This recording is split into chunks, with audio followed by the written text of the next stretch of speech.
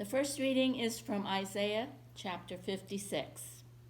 The prophet calls upon Israel to do justice in view of God's eminent intervention to save. Righteousness and obedience define who belongs to the Israelite community, not race, nationality, or any other category. Thus says the Lord, maintain justice and do what is right, for soon my salvation will come and my deliverance be revealed. And the foreigners who join themselves to the Lord to minister to him, to love the name of the Lord, and to be his servants, all who keep the Sabbath and do not profane it, and hold fast my covenant, these will I bring to my holy mountain, and make them joyful in my house of prayer. Their burnt offerings and their sacrifices will be accepted on my altar. For my house shall be called a house of prayer for all peoples. Thus says the Lord God, who gathers the outcasts of Israel. I will gather others to them besides those already gathered. The word of the Lord. Thanks be to God. Our psalm is Psalm number 56. May God be merciful to us and bless us. May the light of God's face shine upon us.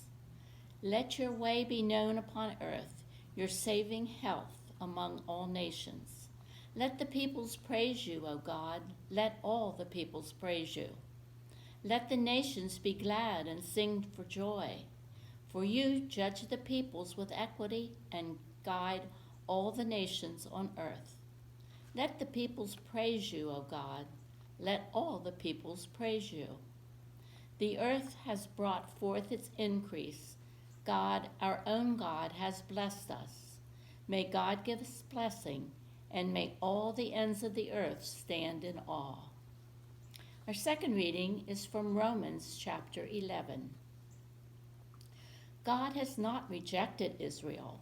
Rather, the call and gifts of God are irrevocable, so that while all have been disobedient, God has mercy upon all.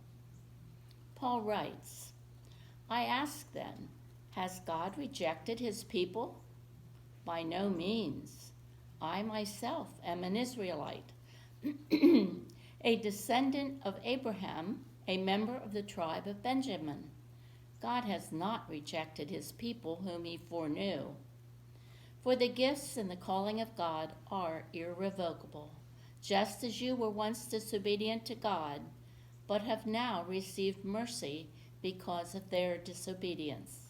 So they have now been disobedient in order that by the mercy shown to you, they too may now receive mercy. For God has imprisoned all in disobedience, so that he may be merciful to all. The word of the Lord. Thanks be to God.